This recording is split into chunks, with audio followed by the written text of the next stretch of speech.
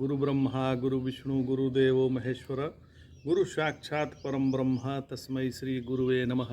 सदाशिवसमारंभां शंकराचार्य मध्यमाम् अस्मदाचार्यपर्यन्तां वन्दे गुरुपरम्पराम्। ओम श्री गुरुभ्यो नमः। ओम श्री परमात्मने नमः। हम जनक याज्ञवल्क्य संवाद पढ़ रहे हैं जो श्री गुरुदेव द्वारा लिखित है एवं बृहदरायण उपनिषद पर आधारित है। नारायण भगवान कहते हैं, गुरुदेव भगवान कहते हैं कि हे सौम्य, आगे श्रुति आत्मा का शुद्ध रूप बताकर उसके कल्पित नाना रूप को बताया। श्रुति ने प्रथम वाक्य में आत्मा की बहुरूपता कही है, जिसे महर्षि याज्ञवल्क्य विदेहवासी जनक को स्पष्ट रूप से समझाते हुए कहते हैं कि हे राजन, आत्मा का आनंदात्मक जो स्वरूप है वो सर्वत्र एक रूप है। आनंद में जिस तारतम्य का वर्णन पूर्व में आनंद मीमांसा में किया था, वह स्वाभाविक नहीं वरन उस बुद्धि की अपेक्षा से होने वाले चित्त प्रकाश के तारतम्य से है। सुई का छेद घड़ा, घर, महल, नगर आदि में जो प्रकाश होता है, उसके निजी रूप में कोई उत्कर्ष अपकर्ष नहीं होता, भले ही वह घट आदि का आधार भी होता है। तब असंग आत्मा में कोई तारतम्य नहीं है। इसमें कहना ही क्या, जब उसमें उपाधि धर्मों का कोई सत्य संबंध भी नहीं है। ब्रह्मलोक में विद्यमान ब्रह्मा जी का शरीर हो या पृथ्वी पर कुत्ते का, दोनों में कोई विषमता नहीं है और न ही उसके सुख दुख में विषमता है। सुख दुख सभी जीवों में सामान्य है। जैसे कोई दरिद्र मोटा अनाज खाकर संतोष करता है, वैसे ही राजा या धनी लेह जो चाट जा सके आज चतुर्विध व्यंजनों सहित उत्कृष्ट अन्न खाकर संतोष करता है। दरिद्र हो, राजा हो या धनिक हो, भूख आदि से सभी समान दुख पाते हैं। उनको भूख लगता है तो दुख होता है। दरिद्र व राजा आदि के पास उपलब्ध साधनों में विषमता होने पर भी उन व्यक्तियों में कोई विषमता नहीं मानता, या सुख दुख मन में ही देखकर निश्चय करता है कि ये आत्मा में नहीं, अतः आत्मा तारतम्यहीन है।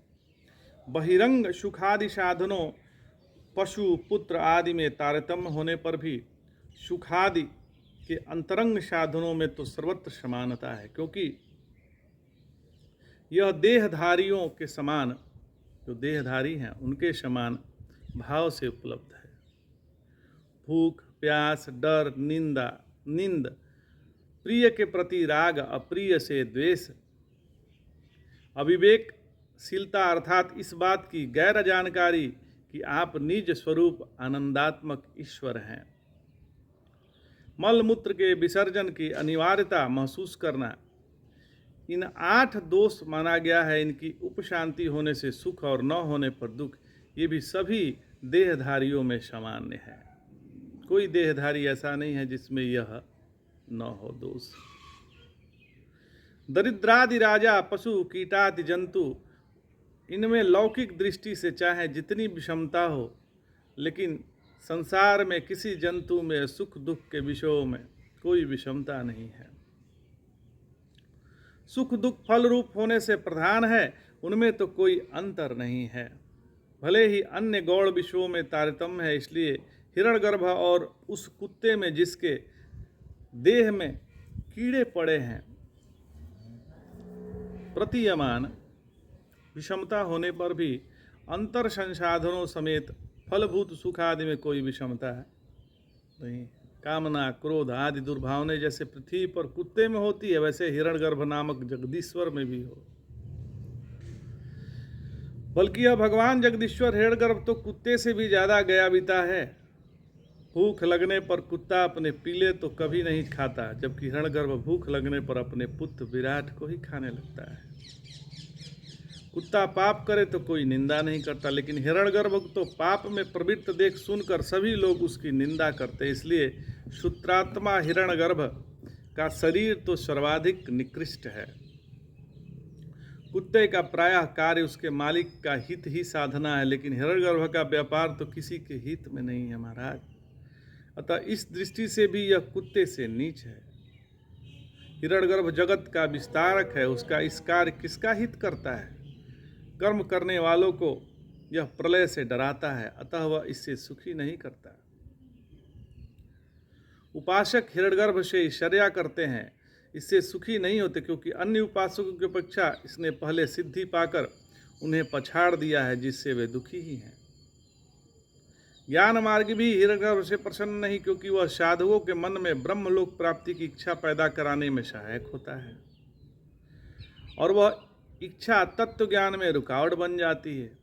इतना ही नहीं, स्वयं श्रुति ने कहा है कि इसने हमें सबकी हिंसा कर रखी है, व्यतृणम स्वयंभू, अतः इसका कार्य किसी का हित साधक नहीं।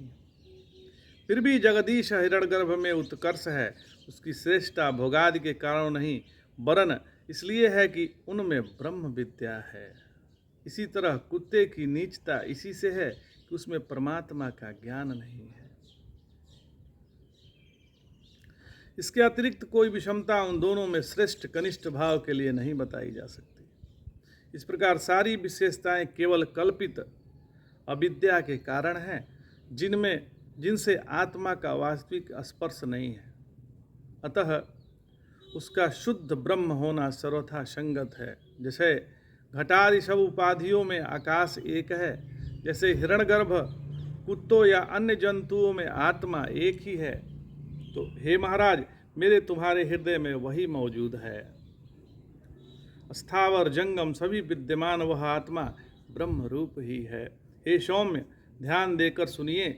श्रुति ने आत्मा की ब्रह्म रूपता सूत्रित करने के लिए विज्ञानमय आदि नाम से आत्मा के कल्पित स्वरूपों का भी परिचय दिया है। अंत में सूत्र रूप से उसका भी संग्रह कर कहा है कि जो उपाधि प्रधान हो उसी के स्वरूप वाला आत्मा बन जाता है। श्रोत्रायम महाजना, बृहद्राण वार्तिक में स्पष्ट किया है कि स्विज्ञान मनः प्राण चक्षुः श्रोत्रादिमोहजनम मन्मानो विद्यात्मेति तन्मयत्वं न तु स्वतः। श्लोक नंबर 182 है।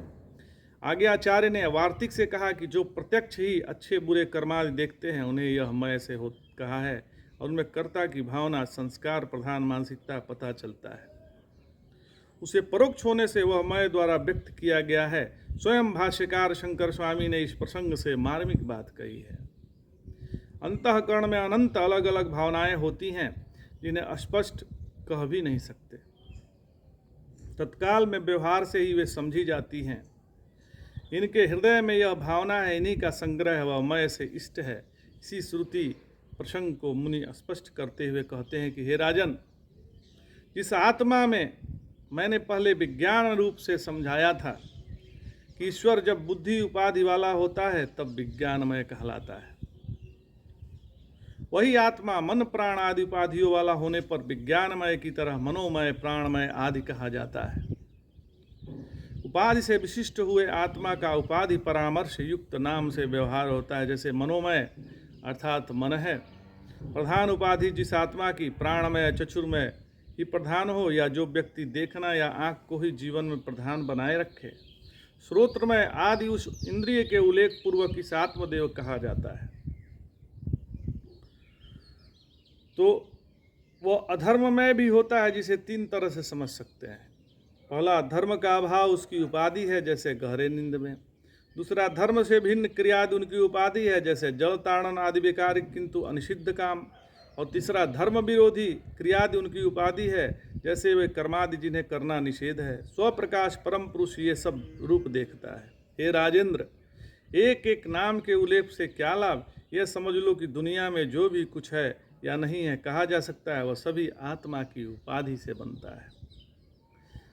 जिससे आत्मा उस मैं कहलाता सब कुछ उपाधि जरूर है, आत्मा सर्वत्र उपस्थित है ही, पदार्थ प्रत्यक्ष हो या परोक्ष वे है रूप से समझे जाते हैं, आत्मा की उपाधि बने ही रहते हैं। इसे इस पूर्व तत्व को शर्व में कहना संगत है। तो आज इतना ही। जय जय शंकर, हर हर शंकर, नमामि शंकर, भजामि शंकर। नमः पार्वती पतये, हर हर महादेव शंभो।